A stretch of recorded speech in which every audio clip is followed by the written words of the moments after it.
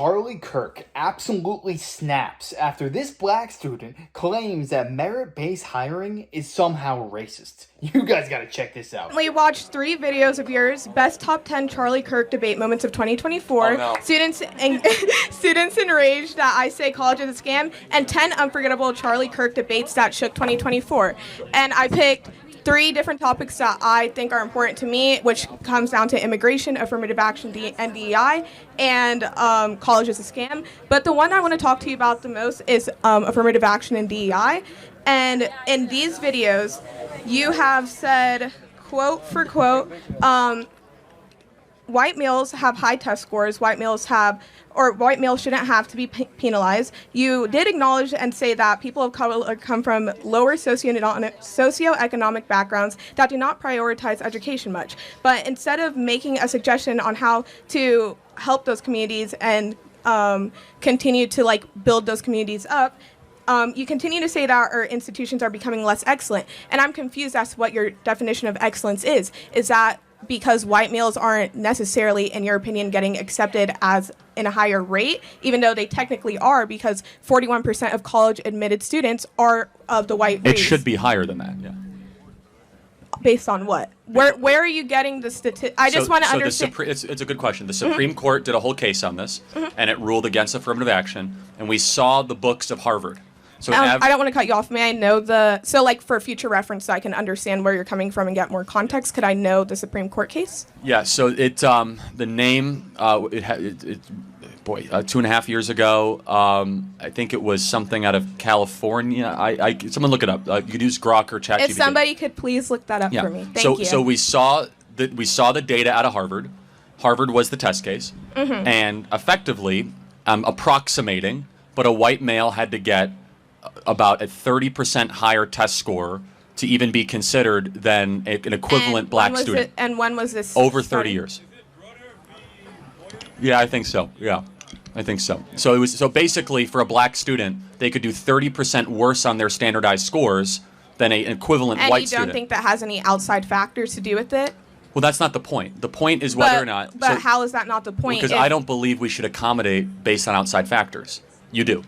Well, I do, because I believe in progression. And I feel like you have stated in multiple of your videos, which I do have a quote. No, fair enough. I'm just making sure we understand we disagree. I don't think we should change the rules of the game to accommodate. What were the rules of the game? Well, the rules of the game are that you should be treated fairly and equally, right? For sure. That's an American principle. And I agree with that completely. Got it. So, therefore, a white male should not be treated differently than a black male. But when you come from a different... Doesn't matter.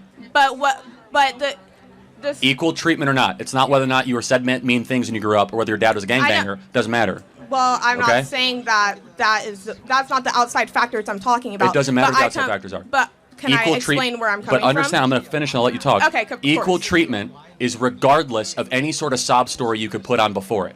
Equal treatment. Test score, test score. And I completely agree with that. But I also come from a predominantly white town, so I understand what you're trying to say. In my district, we have so much funding, and I live in the Florida Keys, so there's a lot of funding that comes to my school. And you can drive 30 miles north, and you end up in Homestead, where they have a fraction of the funding that we have, and they don't have as much of the same testing instructors and people to help them, and have as much of the same outside resources. And then you can keep going another 30 miles, and you end up in Miami, where all the private schools are, and they get even more funding than where I come from. Obviously I ended up where I am today because I continue to push through, and I didn't let any outside factors affect me. But at the end of the day, I kept going, and some people don't have that same ability. You want to live in a truly merit-based society? None of that matters whatsoever. You can have a private school with the most funding, it's the most highly acclaimed school all across the nation, and you're still going to have some slackers in that school. Whereas you can go to the worst neighborhood in America, and you could still have some people who want a better life for themselves. They constantly put in the work. It seems to me she's trying to advocate for affirmative action, but whenever Charlie Kirk says something to merit-based society, she agrees with him. So I don't even think she knows where she stands, because it's been proven time and time again. Thomas Sowell even talks about this. He says affirmative action hurts every single person involved. Say you're an African American going to Harvard University, but your GPA and SAT scores are drastically lower to your Asian and white counterparts. They're going to have a much worse time in Harvard. They are not ready for it. They shouldn't be at the same level as the people who got perfect scores and everything. It's just setting them up for failure. But it's also taking opportunities away from those who deserved it more. First of all, in Florida, every public school gets the same amount of money. Okay, there's an equal funding across the board. But you also get donations from the people in your fair community. enough, but Florida has... And I know for a fact that my community gets many donations. Florida has the most... You could use equitable funding structure of any school, and has universal school choice, basically.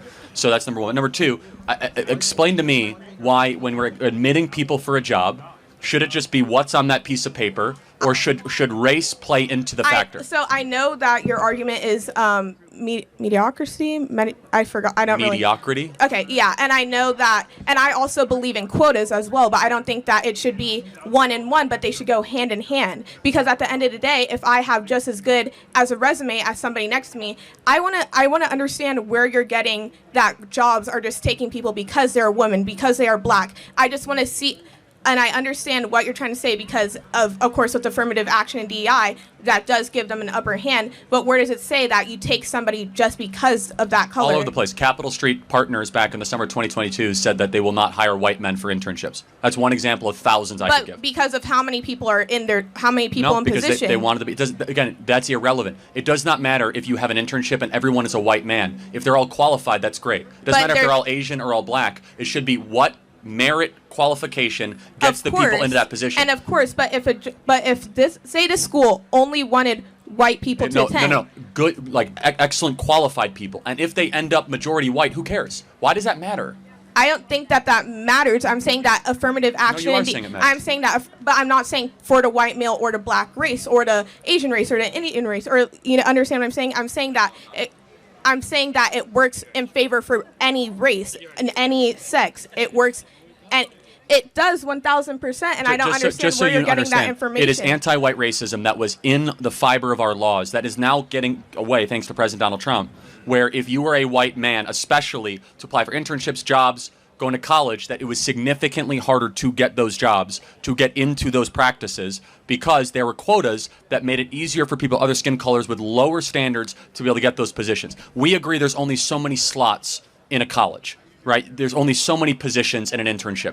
It's a limited supply. I completely agree. It is scarcity. So when you have a scarce resource, you have to decide how you're going to divvy up that scarce resource. For sure. In a DEI model, they're going to say, okay, we're not going to do any more than 30% white, and then we'll do 15%. And so you kind of come up with these quotas. Therefore, they end up saying, well, what happens if the 15% black is not qualified? They don't care, which ends up happening far too often. Or what happens if the... Can you give me examples of cases?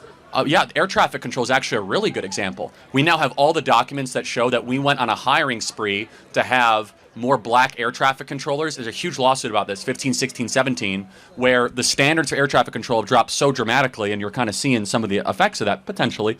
And again, it's in almost every single corporate practice, every single college institution. But it just kind of comes down to more of a moral argument that I have, which is that if you have something based on merit, I don't care if it's all black, all Asian, all white.